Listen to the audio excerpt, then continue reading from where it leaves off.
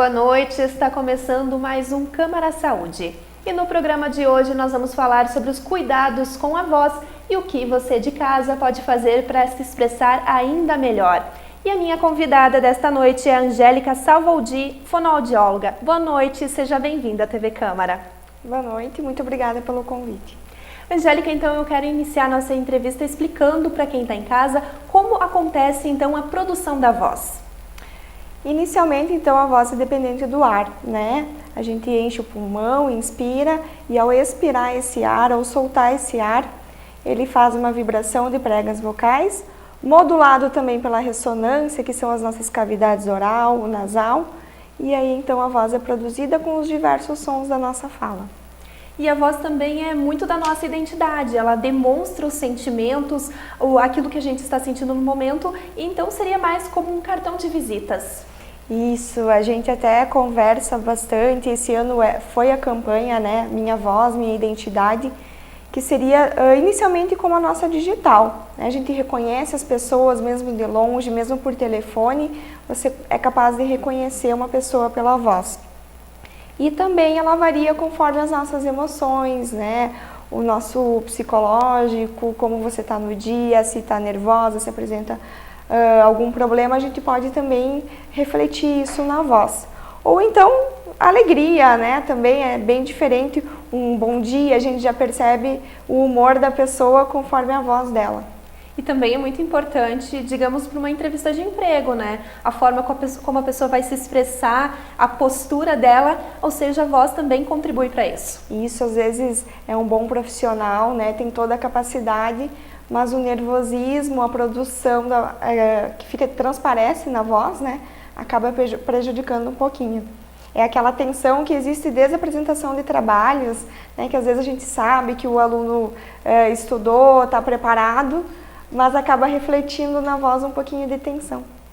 E os pais que estão nos assistindo, então, Angélica, podem ter uma dúvida em casa referente aos filhos. Quando que eles começam a falar? Qual que é a etapa ideal, então, para emitir os primeiros sons?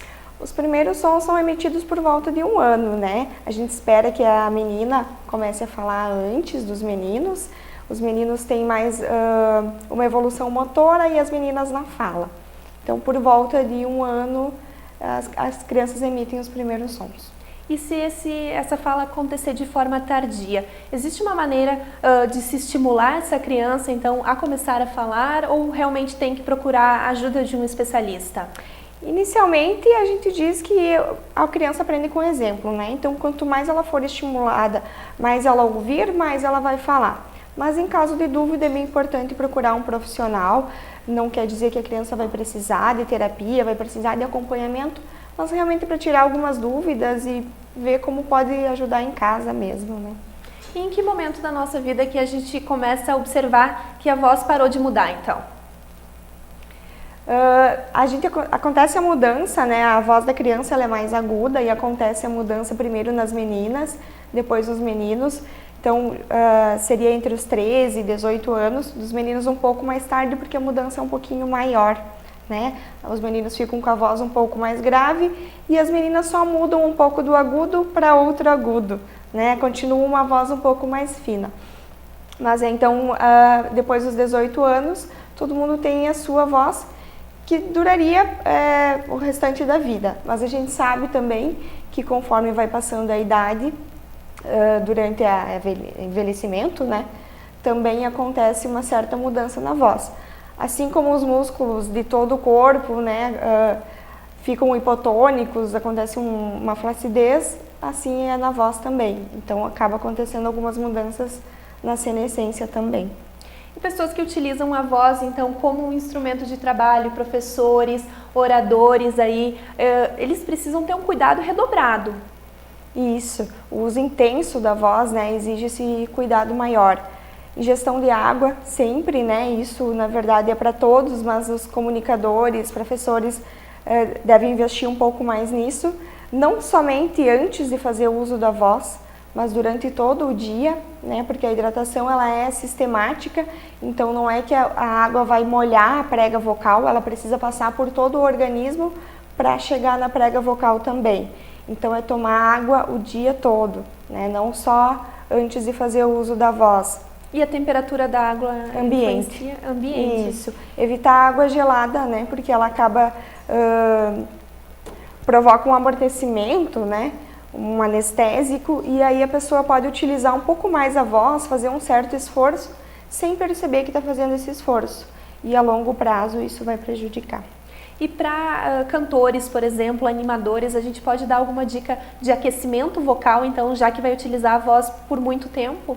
Tem alguns exercícios que a gente tem mais como chave, assim, mas a gente não indica nada sem antes passar por uma avaliação tanto fonoaudiológica como otorrinolaringológica, para evitar qualquer patologia, né, e aí indicar os exercícios apropriados. Pesquisando um pouquinho mais, Angélica, sobre esse assunto, a gente sabe que tem muitas dúvidas que envolvem a questão da voz, e uma delas é que algumas pessoas costumam não gostar, né? Ou porque é muito aguda, grave ou estridente. E tem como trabalhar uma mudança quanto a isso? É o trabalho de aperfeiçoamento vocal, né, que está sendo cada vez mais divulgado, ampliado. Assim como você falou dos profissionais também, a questão do marketing, advogados, né, juízes que precisam se impor um pouco mais, e às vezes até uma mulher com uma voz mais aguda não passa essa impressão de tanto poder, né? Então a gente pode trabalhar esse aperfeiçoamento, mudar um pouquinho a voz para grave, agudo, para muda um pouquinho a personalidade da pessoa, né? E a gente trabalha também até na UPF com um grupo de transgêneros também, né? Então a pessoa está passando por uma mudança de gênero e a voz não muda, né? Então fazer esse trabalho também para a voz mais grave, mais aguda, para acompanhar todo a transformação do corpo, né? Do psicológico. Explica um pouquinho mais sobre esse trabalho, como que começou e a importância para a vida dessas pessoas, ou seja, trazer uma realidade mais próxima para que ela possa se ambientar e se sentir mais próxima da sociedade, com certeza. Na verdade, o nosso trabalho com esse grupo começou esse ano, mas esse grupo já existe pela prefeitura, né? Os CAIs iniciaram esse trabalho, então criaram esse grupo e agora a gente está atendendo então essa demanda com esse trabalho vocal, que já havia tido procuras individuais, né? E agora a gente conseguiu trabalhar então com esse grupo. Que é possível mudar a voz, né? Passar para grave, para agudo, uma voz mais masculina, mais feminina, então conforme o desejo da pessoa. E, Angélica, referente à qualidade vocal, ela depende muito da harmonia do corpo todo, não adianta cuidar somente dessa parte do organismo e a alimentação não está bem, então também é preciso haver um equilíbrio. Isso, como eu falei já no início, né, da respiração, a respiração também já está próxima ao pulmão, próxima a outros órgãos, né? Então também, aquele dia que você come um monte, a produção vocal vai estar também prejudicada, né? O diafragma não consegue expandir corretamente, então a respiração prejudicada, a voz prejudicada. A questão do refluxo, né, é bem importante observar, então quais alimentos você vai ingerir antes da produção vocal. Alguns alimentos como o leite, derivados do leite, chocolate, café também não são indicados. A gente tem aquela sensação de boca mais seca depois de ingerir esses alimentos, né, e realmente eles deixam a mucosa um pouco mais espessa, o que prejudica também a produção da voz. E a postura? A forma como a gente se porta realmente altera a forma como a gente expressa a voz? Com certeza, porque tem relação com essa expansão do diafragma, né, que é essencial para a produção da voz. Então, coluna sempre ereta. O importante seria apoiar sempre os dois pés no chão, né? Se você for fazer uma explanação oral, então em pé, os dois pés no chão, sentado, bem apoiado e coluna sempre ereta. Uma coisa que eu achei interessante quando estava pesquisando a respeito sobre este assunto é uma curiosidade. Dizem que a roupa também pode influenciar nisso. Isso. Roupa muito apertada, né? Enfim, acaba prejudicando. Então, apertar a laringe, apertar a diafragma, né? Apertar o abdômen, vai influenciar na produção também. Ou então a questão da roupa para proteção, né? Em dias mais frios, ar-condicionado, então procurar proteger a laringe do frio. E falar pausadamente também é uma alternativa para a pessoa que busca melhorar a forma de expressão? É o ideal, né? A gente sabe que a velocidade também varia conforme a pessoa, algumas vezes até conforme regional, né? Regionalismo influencia bastante. Mas com certeza uma fala mais pausadamente ajuda o público também a entender melhor, né? Angélica, eu peço licença então para a gente fazer um rápido intervalo e em seguida nós estamos de volta com o programa Câmara Saúde, que nesta noite então fala sobre os cuidados com a voz.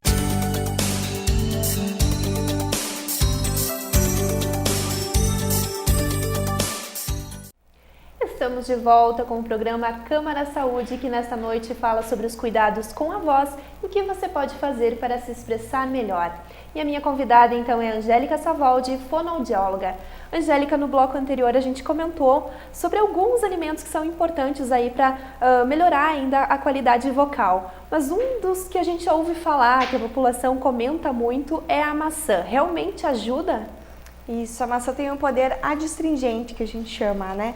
Ela tem o poder de limpar o trato vocal. Então, ela faria o efeito contrário que eu citei antes do leite, dos seus derivados, do chocolate. A maçã tem o efeito contrário, né? Ela deixa a mucosa mais solta e uma produção melhor. Também pela mastigação, ela auxilia numa melhor articulação dos sons. Então, ela é realmente indicada. E o gengibre? O gengibre em excesso não pode fazer mal para a garganta, para a questão vocal também? O gengibre seria o mesmo caso que eu falei da água gelada. Assim, o gengibre e as balas, né, um pouco mais fortes, então que o pessoal usa, ele provoca o amortecimento, anestesiamento, né, então do trato vocal, da garganta, da laringe. E aí a pessoa que estiver utilizando não vai sentir que está fazendo um esforço. Quanto mais esforço, mais agressão. Então, a longo prazo, só vai estar prejudicando. Pode fazer uso desde que faça um repouso vocal depois do uso do gengibre e dos demais sprays anestésicos, né? Durante o inverno a gente observa muitas pessoas com aquele costume do pigarro, né? Eu queria que tu explicasse então para quem está em casa os riscos que isso pode ser para a saúde. O pigarro, ele faz uma força extrema na prega vocal, né? Que são dois músculos, vários músculos, enfim, mas dois maiores que se batem. Ao se bater, como qualquer parte do organismo que você vai batendo, vai causar uma ferida, né? Aí que acontece o mais conhecido como nódulo vocal. Então, quanto mais pigarro, mais tosse você fizer, você está agredindo a prega vocal. O ideal é aumentar a ingestão de água e engolir, né? Deglutir várias vezes, com bastante força, mas não fazer o pigarro, não pigarrear. Ele está prejudicando bastante a voz.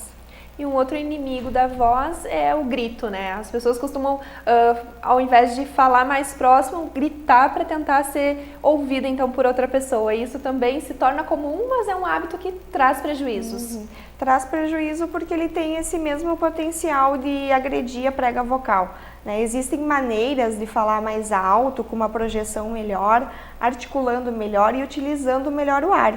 Então tem técnicas para isso e você vai usar quando for necessário. Mas no dia a dia é importante baixar um pouquinho o tom da voz. O mesmo cuidado a gente precisa ter com o sussurro também. Isso, porque às vezes até a gente sente uma certa ardência, né? Se precisa sussurrar por um longo tempo, então isso é um sinal de que está agredindo. Qualquer sinal diferente que você tem de dor, de ardência, de tensão, é importante ficar atento porque a produção não está adequada. E nós não podemos deixar de falar, Angélica, para quem está nos assistindo em casa, algumas substâncias que trazem um risco enorme para a voz, né? O cigarro e a bebida alcoólica em excesso. Fala um pouquinho então sobre essas duas substâncias. Inicialmente, eles têm esse mesmo poder de anestesiamento, né? Então é a primeira sensação que a gente tem. Anestesia, a gente acaba falando mais alto, né? Abusando um pouco mais e prejudicando. E o cigarro ainda tem os fatores químicos, né? Que não só para a voz, mas enfim, a gente sabe que é uma das principais causas influenciadoras, né? De câncer de laringe.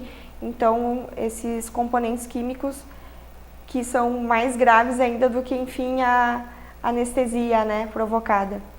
E assim a gente observa que algumas pessoas também, elas costumam gritar, né? A gente estava falando a respeito do grito, eu lembrei agora, isso também demonstra outros problemas de saúde, né? A questão da audição, então pode ser um alerta também, de repente, para procurar um otorrino. Isso a gente observa bastante em crianças, né? A gente logo pergunta para os pais, mas essa criança está gritando porque talvez, será que ela não escuta vocês também? Como é o volume da TV, né? Como é o comportamento em sala de aula?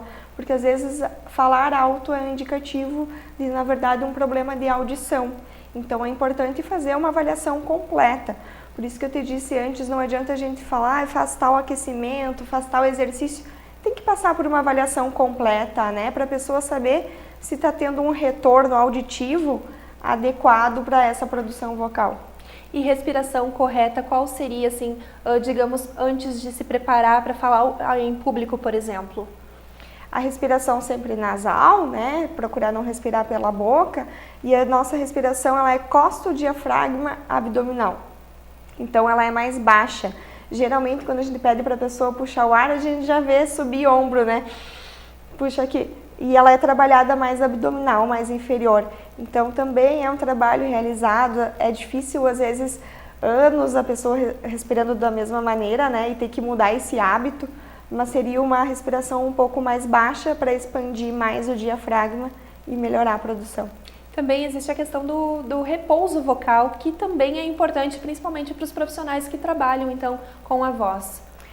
Então o repouso pelo menos noturno, né? Com os cuidados adequados, a ingestão de água, o repouso antes de fazer o uso intenso da voz. Então, se você já sabe que vai ter que dar uma aula uma tarde inteira, vai fazer um show, né, completo, então procurar poupar um pouquinho a voz, um pouco antes, né, fazer o aquecimento, depois a utilização da voz. E sobre as principais doenças, então, ligadas à voz, a gente pode falar, então, sobre os nódulos vocais e o câncer de laringe. Eu queria que tu falasse se existe alguns sintomas que as pessoas que estão nos assistindo podem observar, então, para tomar um cuidado maior. Seriam as mudanças no som da voz mesmo, né? Um pouquinho de rouquidão, como se sentisse uma aspereza, a sensação de pigarro, que tem algo incomodando na garganta, sensação de tensão. Então, tudo que tiver diferente, a produção vocal, ela é natural, né? A nossa voz sai espontaneamente, é o natural, a gente não deve sentir esforço nenhum. Então, quando começa a ter que fazer um pouco mais de esforço, sente a voz um pouco diferente, rouquidão por mais de 15 dias, porque às vezes acontece de ficar um pouquinho rouco, com mudança de temperatura, ar-condicionado, alguma viagem, rinite, né? Acontece de ter alguma mudança vocal. Mais de 15 dias é importante procurar um profissional. Traumas psicológicos também podem resultar numa mudança na voz. Também. Ela é bem observada durante a fase da muda vocal, né? Principalmente em meninos, que a mudança é maior. A gente chama de disfonia psicogênica por muda vocal. Então, acontece toda uma mudança no organismo, né? Uma mudança na pessoa, e aí tem essa mudança da voz também. Ela pode ser tardia ou pode iniciar muito cedo. Então, para a pessoa se adaptar ao grupo dela, também pode acontecer, esses fatores psicológicos podem interferir. E a importância, então, de detectar de forma precoce essas doenças e esses sintomas que a gente falou durante o programa. Seria para evitar, né, esses problemas como o nódulo que a gente falou, ele é evitável. Então, qualquer mudança que você perceber, é importante procurar um fonoaudiólogo ou um otorrino, fazer os exames necessários e provavelmente evitar, então, que se agrave o problema. Angélica, infelizmente o nosso tempo do programa está chegando ao fim, mas assim, tu já disse que é difícil a gente trazer algumas dicas, né, para quem quer melhorar a questão da voz sem procurar, né, um especialista, visitar um consultório. Mas existe algum exercício que a gente pode fazer, alguma coisa para manter a voz sempre jovem? É importante cuidar da alimentação, ingestão diária de líquido, né, então coisas que a gente faz para todo o organismo, fazer para a voz também. Então, cuidar da alimentação com bastante frutas, proteínas, a ingestão diária de líquido, praticar esportes, né, que ajudam também na respiração, no desempenho como um todo. Então, se você cuidar da sua saúde, vai estar cuidando também da saúde vocal. Angélica, eu gostaria de agradecer mais uma vez, então, a sua participação no nosso programa de hoje e todos esses esclarecimentos em torno da questão da voz. Eu que agradeço o convite e estamos à disposição. E você que está em casa, a gente também agradece a companhia. Uma ótima noite e até a próxima semana.